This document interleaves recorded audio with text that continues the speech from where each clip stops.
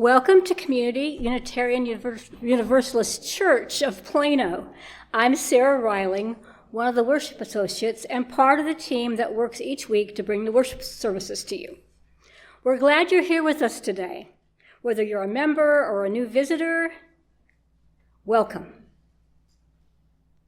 Whether you're here in the sanctuary with us or watching online from home, may you find connection with us and nourishment for your mind and spirit. Here at Community UU, we welcome all of who you are and all of who you dream of becoming. If you would like to share something that's on your heart today, there's a book in the back between the two cabinets where you can write down your joy, sorrow, or concern. Later in the service, we will read from the book. In this way, your joys and your concerns will become part of this service and part of the prayers and awareness of this congregation. We also have to welcome the spirit of Clara Barton to our worship service today. The readings, today's music, and every part of the service today are designed to evoke the life and times of Miss Barton. Honored humanitarian, angel of the battlefield, supporter of women's rights, and founder of the American Red Cross, this is Miss Clara Barton. In her presentation, Sarah Grant Reid honors a woman of indomitable spirit, and in the process resurrects Miss Barton's speaking career. From the first battle where she worked at the front, she was known as the angel of battlefield, and the Civil War forms an appropriate backdrop to a memorable life, built on humanitarian and universalist principles. As a professional speaker, Miss Barton addressed larger audiences than her friends Susan B. Anthony and Elizabeth Cady Stanton, and spoke about women's rights whenever she thought it useful and fitting.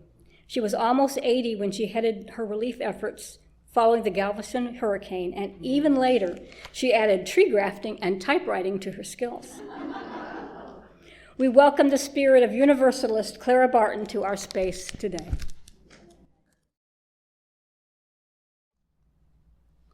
Our call to worship today is a poem by Walt Whitman. The excerpts from the poem. It's called There Was a Child Went Forth, and it's very fitting to use Walt Whitman today because he and Clara Barton were friends. They worked together as clerks at the U.S. Patent Office, and then when it was turned into a hospital during the Civil War, they were both nurses at the hospital. So, a child went forth. There was a child went forth every day. The first object he looked upon, that object he became. And that object became part of him for a day, or a certain part of the day, or for many years, or stretching cycles of years. The early lilacs became part of this child. The grass and white and red morning glories, and white and red clover, and the song of the phoebe bird. And the third-month lambs, and the sow's pink faint litter, and the mare's foal, and the cow's calf, and the noisy brood of the barnyard, and the mire of the pondside. Winter grain sprouts, and those of the light yellow corn, and the edible roots of the garden, and the apple trees covered with blossoms, and the fruit afterward, and woodberries, and the commonest weeds by the road. And the school mistress that passed on her way to the school, and the friendly boys that passed, and the quarrelsome boys, and the tidy and fresh-cheeked girls, and the barefoot Negro boy and girl, and all the changes of city and country wherever he went. His own parents, he that had fathered him, and she that had conceived of him in her womb and birthed him. They gave this child more of themselves than that. They gave him afterward every day. They became part of him. The family usages, the language, the company, the furniture, the yearning, the swelling heart, the doubts of daytime and the doubts of nighttime, the curious whether and how, whether that which appears so is so, or is it flashes and specks, the strata of colored clouds, the horizon's edge, the flying sea crow, the fragrance of salt marsh and shore mud. These became part of that child who went forth every day, and who now goes and will always go forth every day. It's time for us to now go forth to worship. Come, let us worship together. We light our chalice today in connection and solidarity with other UU congregations who are also lighting their chalices. Our chalice lighting today is called Hope and Equity, and it is lit by Arne Hagerhorst.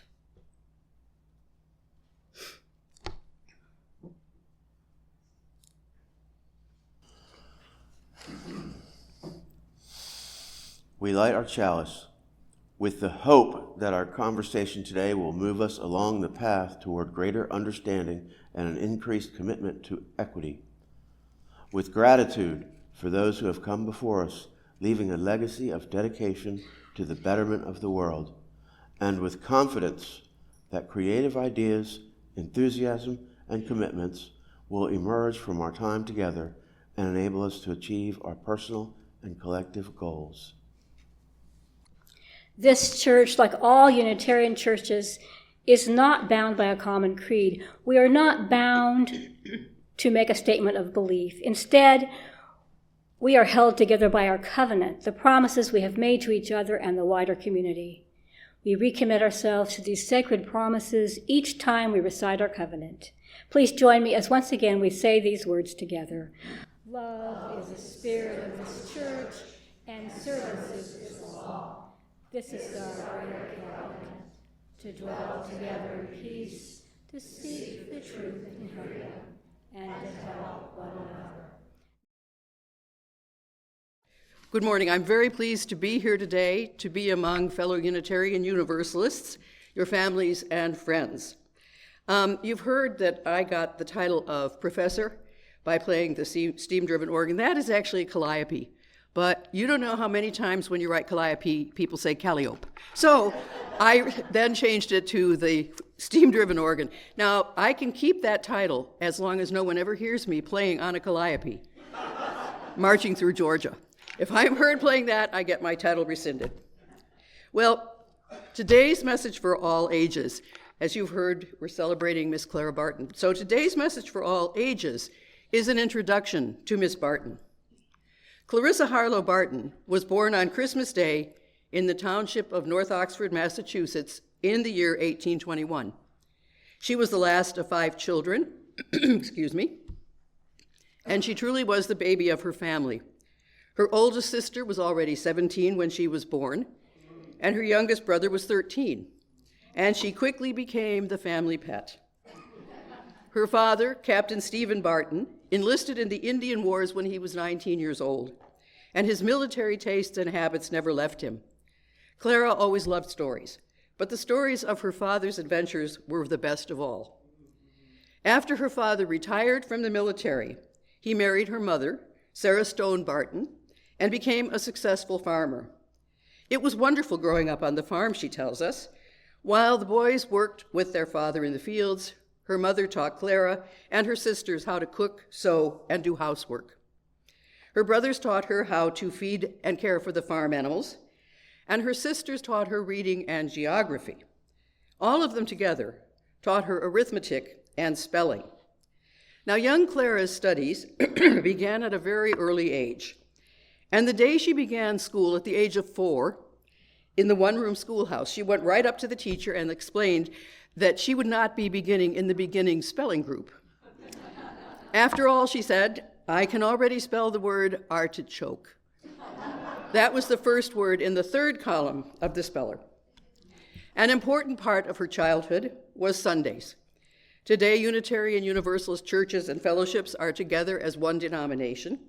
But when Clara was growing up, she attended the Universalist Church in Oxford. Her father was an early and lifelong friend of the Reverend Hosea Ballou, who is regarded as one of the fathers of Universalism. Each Sunday, the family traveled 5 miles by horse and wagon to sit in the family pew. Now, according to Clara Barton's own diaries, it was in that church that over 220 years ago, the meeting was held which established Universalism in the United States. The church taught that God is love, all lives are a precious gift, never to be destroyed, and that, next to heaven, our highest duty is to love our country and support its laws. Her early church lessons included the Golden Rule, and to visit the fatherless and the widow in their time of affliction. These teachings were impressed upon her mind at a very early age, mainly because her father lived his life and raised the family so completely based on those teachings. Those principles seemed to Clara Barton to be a just and sufficient guide through life. Allergies. Young Clara was a terribly timid child, afraid of wind and thunder, and very unhappy when left alone. She later noted that writers, in a friendly attempt to pay compliment to her, described her as being completely without fear, never having known the feeling. However true that may have become over the years, she assures us that as a child, she remembered nothing but fear. How she changed as time went on. Although many people think of her mainly as a nurse, or originally as a nurse, she in fact never undertook any training in that area. The first inkling she had of an ability or interest at nursing was when she was 11 years old. Neighbors came to help her father build a barn, and her brother David fell from a plank and was seriously injured. Clara quickly learned from the doctor how to give him the proper medications, and she quickly became the accepted nurse of a man that many believed would never recover. Over the next 2 years, she left his bedside for just 1/2 a day. He did recover, but she could, of course, not know that she had already found, before the age of 13, one role in life to which she was entirely suited. It was, however, school teaching, not nursing, that was her first profession. Less than 2 months after her 17th birthday, she took her first teaching job. Now, apparently the previous teacher had been driven off by rough boys.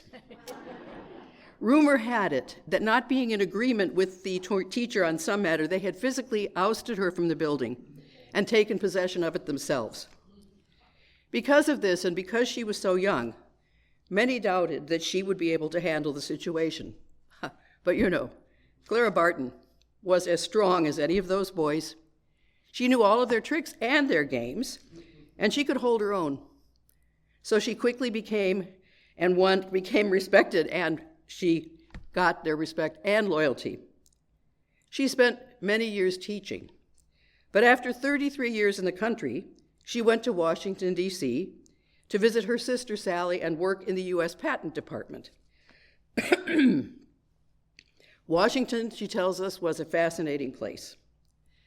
Clara Barton was privileged during her lifetime to be personally acquainted with 9 of our American presidents. But one of her greatest honors was to be invited to the inauguration of the man who was president during our country's Civil War, President Abraham Lincoln. His inauguration was held on the steps beneath the half-completed dome of the Capitol building.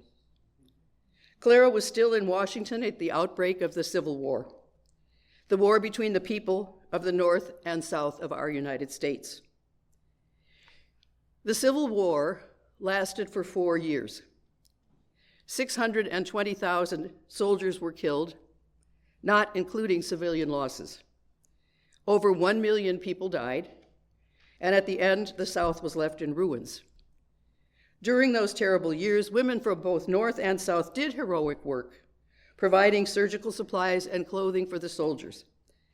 But Clara was one of the very few women allowed to go to the battlefields.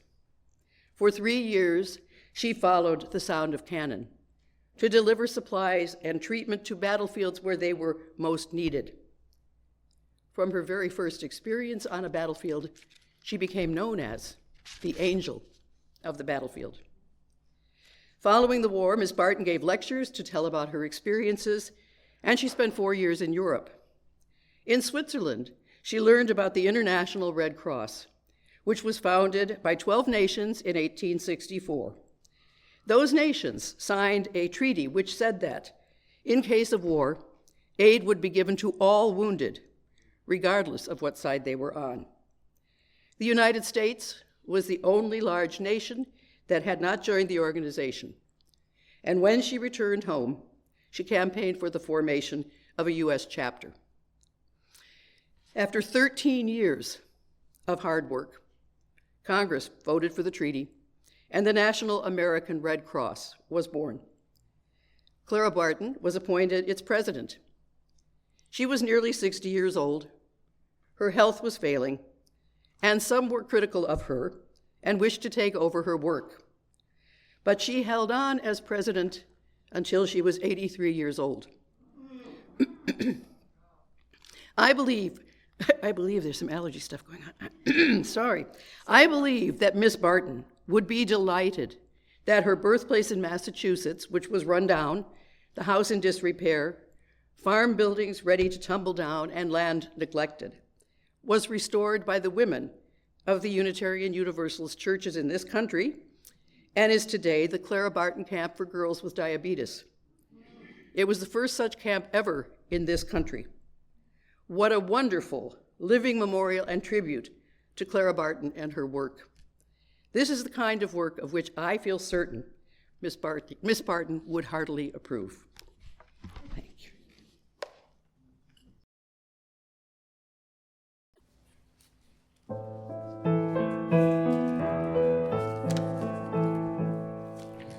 Here I sit on Butternut Hill. Who could blame me? Crime my fill, and every drop would turn uphill. Johnny has gone for a soldier. Me, oh my, I loved him so. Broke my heart to see him go, and only time will heal my woe. Johnny has gone for a soldier.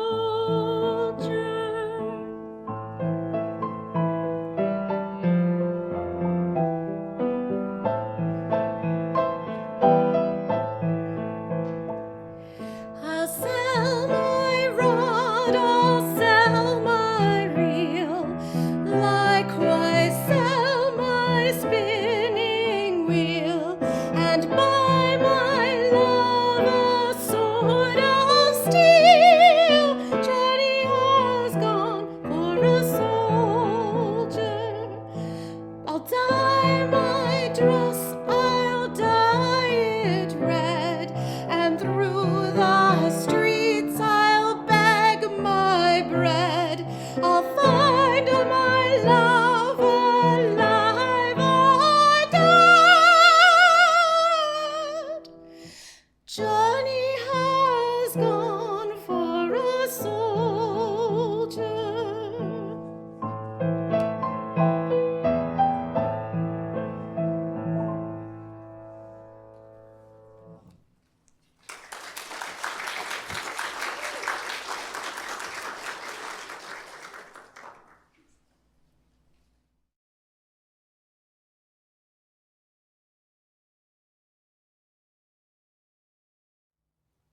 Today's words for the meditation and prayer are a poem that was very, very popular during the Civil War, predominantly in the North, but also in the South. It is a Confederate soldier's prayer, and it was carried with many soldiers when they went to battles during the Civil War. And the specific copy that I received when I visited Fredericksburg battlefield in Virginia and read on that battlefield out loud, standing there alone, it was found on a man who was, his body, dead body was found on that battlefield. I asked for strength that I might achieve. I was made weak that I might humbly learn to obey. I asked for health that I might do greater things. I was given infirmity that I might do better things. I asked for riches that I might be happy. I was given poverty that I might be wise. I asked for power that I might have the praise of men. I was given weakness that I might feel that need of God. I asked for all things that I might enjoy life. I was given life that I might enjoy all things. I got nothing that I asked for, but everything I had hoped for. Almost despite myself, my unspoken prayers were answered. I am among all men most richly blessed.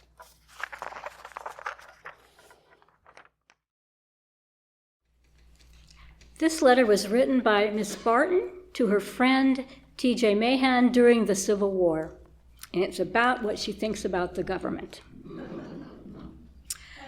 I grant that our government has made some mistakes, sore ones too in some instances, but ours is a human government, and like all human operations, liable to mistakes.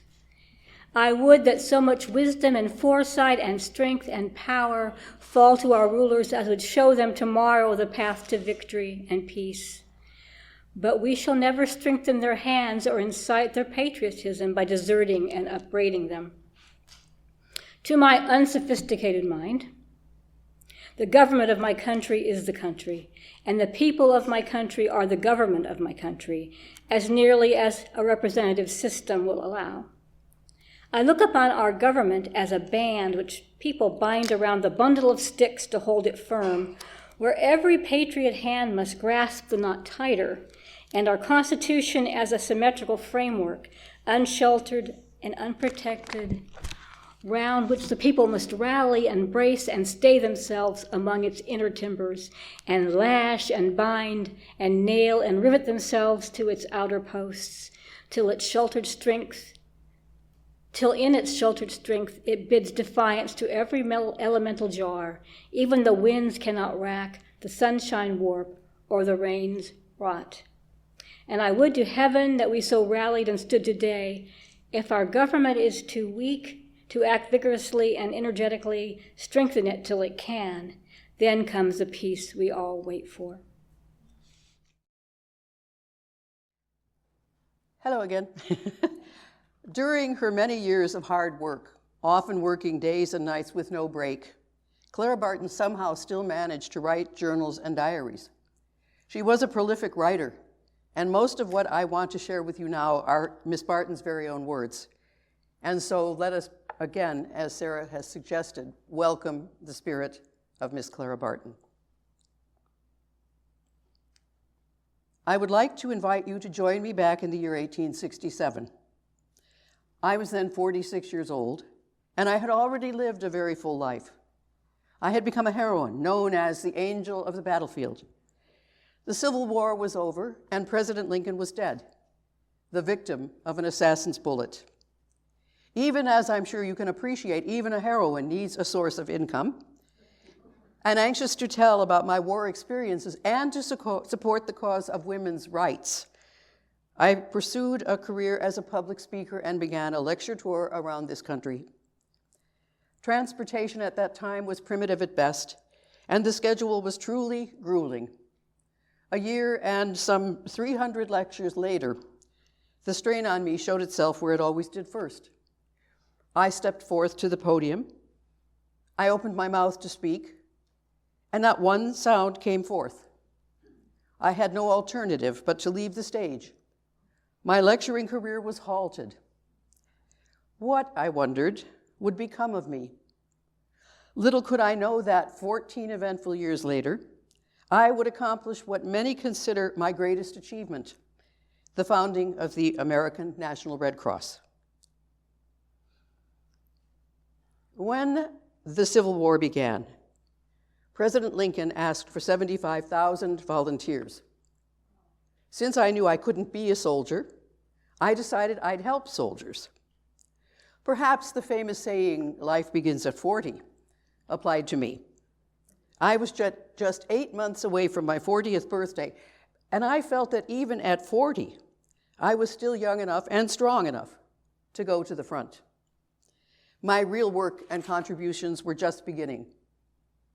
I felt it was imperative that women also prepare themselves, and so I took target practice near the Washington Monument, where I am proud to announce I was eventually able to sink 9 balls in a row in a target 6 inches wide from a distance of 50 feet. The Civil War. Indescribable years. In the beginning, many people did not realize the seriousness of the situation, treating it more as a spectacle than as a war. At the first Battle of Bull Run, elegantly dressed ladies and officials rode over in carriages to witness the proceedings and inspect the Army of the Potomac, coming away delighted with what they saw. At the end of that battle, Union losses included 500 dead, 1,000 wounded, and 1,500 missing. The novelty aspect quickly ceased. My dilemma, as I'm sure you can appreciate, was great.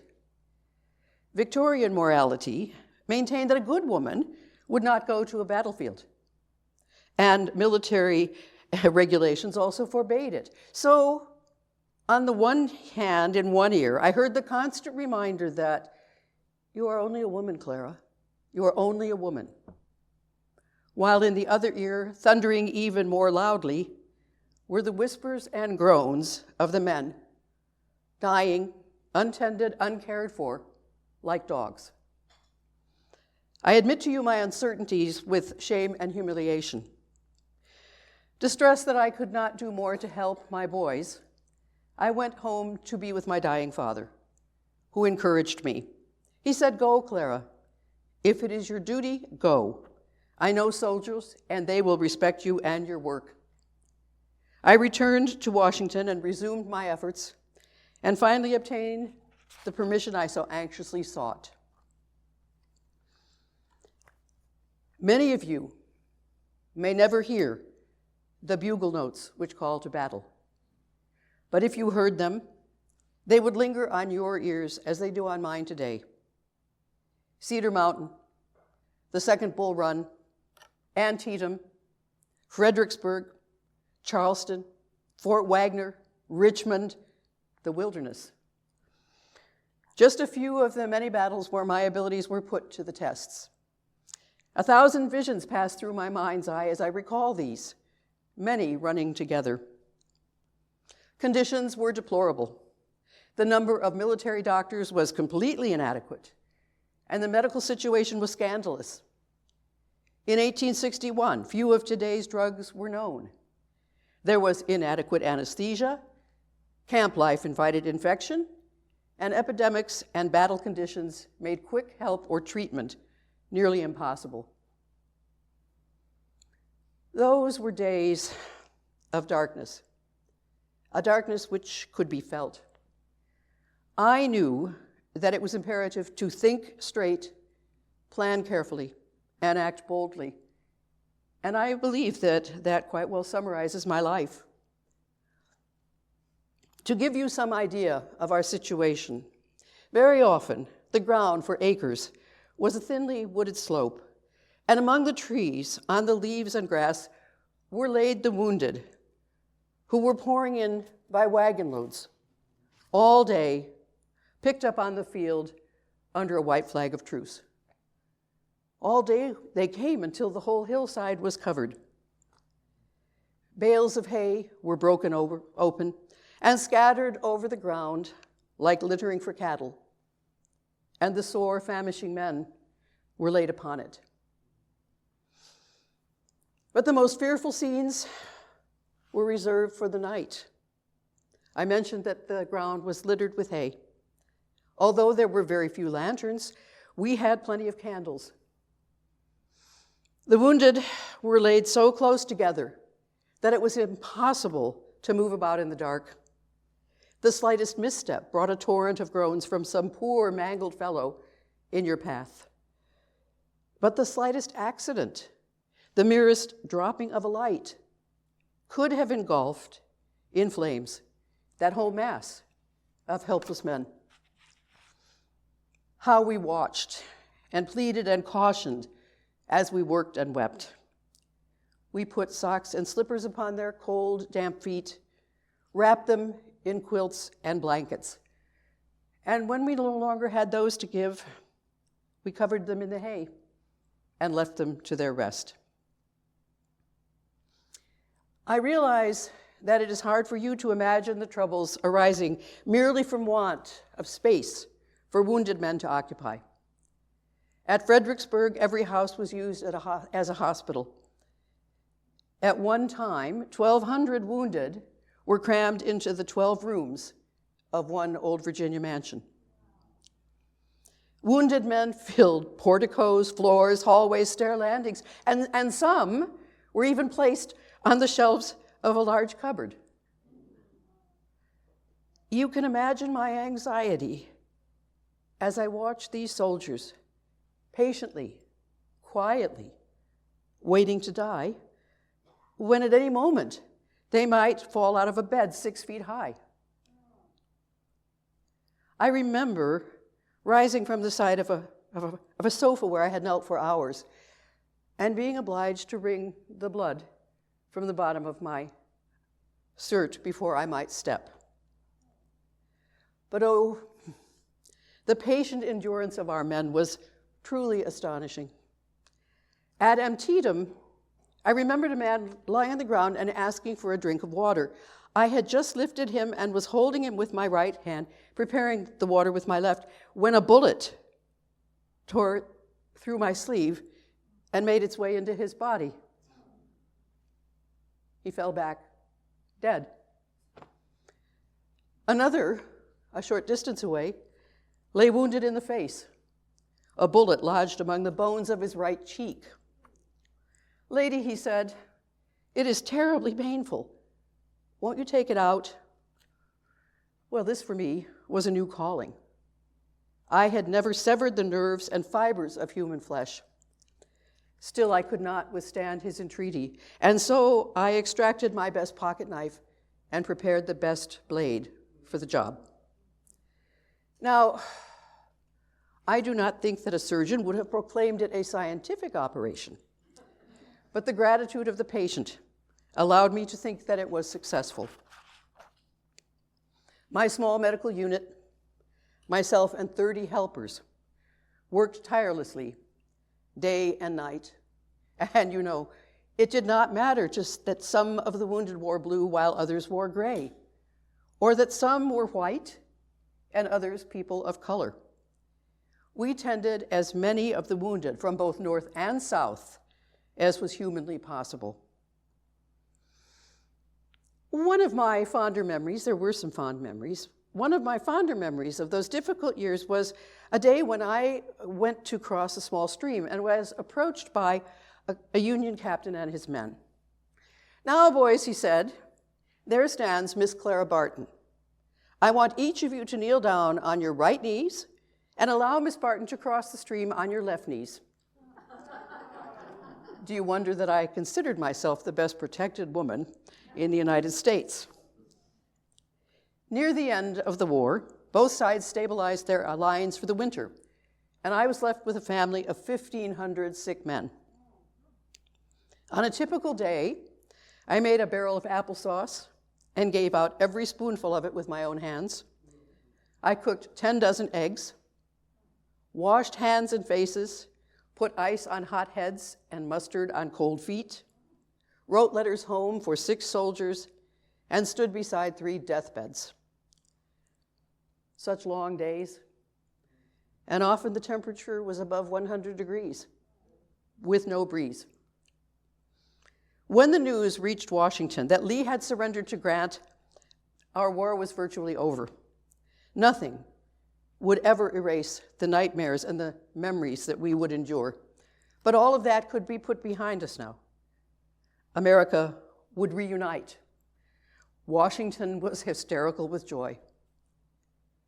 Just 1 week later, a different hysteria gripped this nation.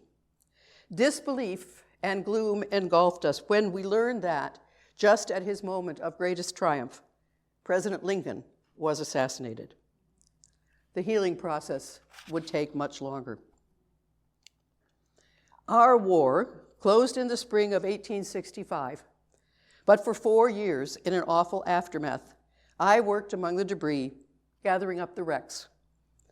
I threw myself into the project approved for me by President Lincoln shortly before his death, locating missing soldiers and establishing a national cemetery at Andersonville Confederate Prison Camp, where I humbly report that we provided reverent burial for 12,290 men. If by chance you feel that the tasks that I performed were rough and inappropriate for a woman, I can only reply that they were rough and inappropriate for men as well. But under all lay the life of this nation. I had inherited the rich blessings of health and strength of constitution, such as are seldom given to women, and I felt that some return was due from me, and I ought to be there. I feel certain that I was born believing in the full rights of women. There was never any question in my mind in this regard. I did not purchase my freedom for a price. I was born free. And when, as a younger woman, I heard the subject discussed, it seemed ridiculous that any sensible, sane person should question it. And when the question of whether women should be allowed to vote first came up, that too seemed a part of the whole, just as natural, just as right, and just as certain to take place. Leaders of the women's movement, notably my friend Susan B. Anthony, asked for my support. I was giving a great many lectures, as you had heard, and unlike many speaking on the subject of women's rights, my audiences were large and consisted of a very high percentage of men. Indeed, invariably, I opened my speeches with "Good evening, gentlemen and ladies." I love the cause of women's advancement.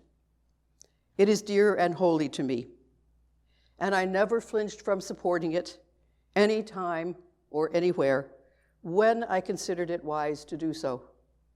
But God forbid I should ever have done it harm. I made my feelings quite clear in Iowa in 1867.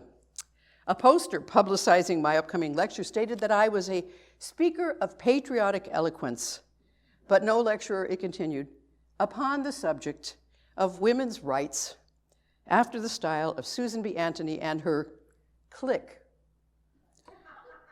Miss Barton, it continued, does not belong to that class of woman. My blood boiled as I read. I went upon the platform and faced an audience of which even the most exacting speaker might be proud, not even standing room in the aisles. I treated them to their feast of patriotic eloquence with a vim. When I finished, they shouted and cheered, and when they were quiet, I resumed. Soldiers, you have called me here to speak to you of the war we lived together. I have done it. Now I have a word to you. I wish to read to you this paragraph, which you have used to help fill your hall this evening. I read it very slowly and very distinctly. That paragraph, my comrades, does worse than to misrepresent me as a woman. It maligns my friend. It abuses the highest and bravest work ever done in this land for you or for me. You glorify the women who made their way to the front to reach you in your misery and nursed you back to life. You called us angels. Who made it possible? Who but that detested clique, which during years of opposition, toil, and pain, only claimed that women had rights and should have the privilege to exercise them. The right to her own property, her own children, her home, her just individual claim before the law, to her freedom of action, to her personal liberty. From them, other women took the courage, if only to go to an army camp, drag wounded men out of a trench, and try to save them for their families and their country. Soldiers, you should bless God for Susan B. Anthony, Elizabeth Cady Stanton, Francis D. Gage, and their followers. No one has stood so unhelped, unprotected, so maligned as Susan B. Anthony, and no one deserves so well. And soldiers, I would have the first monument that is ever erected to any woman in this country be to her. When it is set in place, and it will be, boys, I assure you, it will be. Your daughters will help, proudly and gratefully, to set it in place for eternity. Boys, I concluded, 3 cheers for Susan B. Anthony. And the very windows shook in their casements. It was that next year that I again completely lost my voice. I was physically and emotionally exhausted. My doctor instructed me to do nothing for 4 years. But adding that America will not let you, he ordered me to go to Europe. Now, for some, this might seem to be a lovely holiday. I, however, considered it a harsh sentence. Nevertheless, I obeyed the order and went. However, in Europe, I became acquainted with and worked under the auspices of the European Red Cross. There was little time to rest. I returned home 4 years later, ready to undertake the major project of my life, the long and often very discouraging effort to establish the Red Cross in America. On March the 1st, 1882, after years of intensive work, the treaty establishing the American chapter was ratified. I celebrated by noting the event in my diary in purple ink rather than my customary pencil. But you know, when the news reached Europe, there was widespread rejoicing. However, in this country, only one paper, the Washington Evening Star, even mentioned the event, giving it just 4 lines.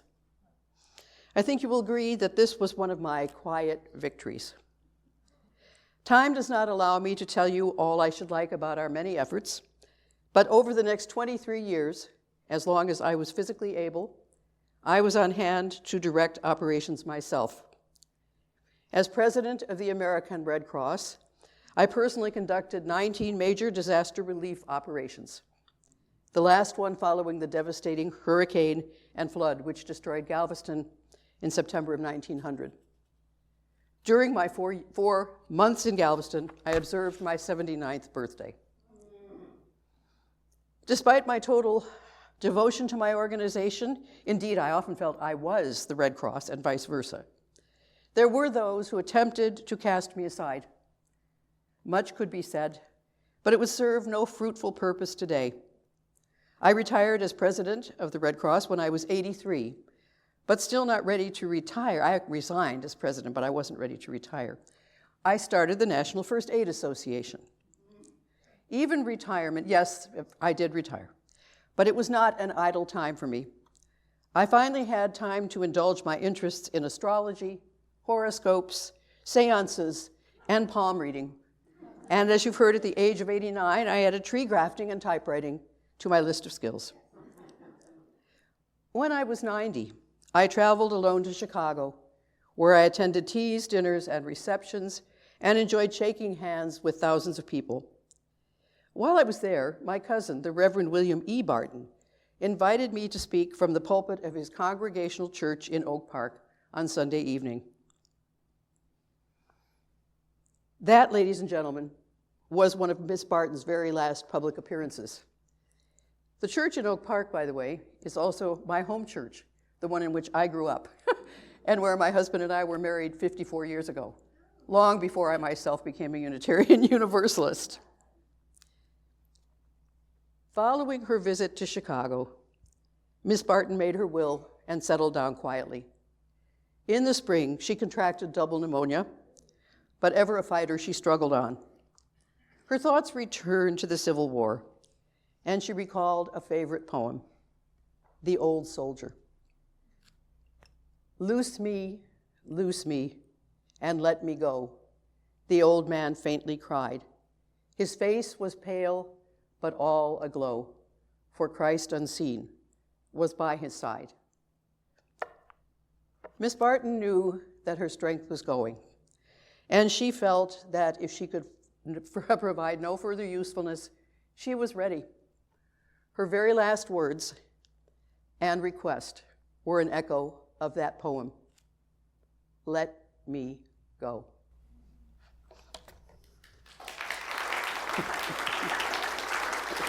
Thank you.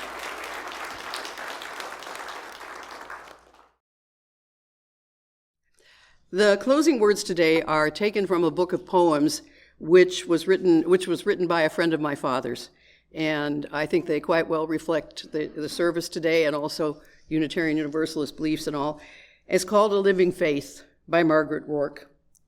Make mine, O Lord, a faith that lives, a faith that breathes with zeal, a faith that functions, one that gives, with usefulness that's real, a faith that feels for fellow souls, that hears the call of need in mundane or more lofty roles, then answers it with deed.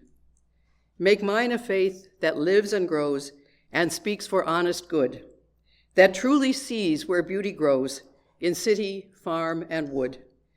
Oh, make my faith, the while I strive, a faith that's poised to do, one vital, vibrant, and alive, alive, O Lord, as you.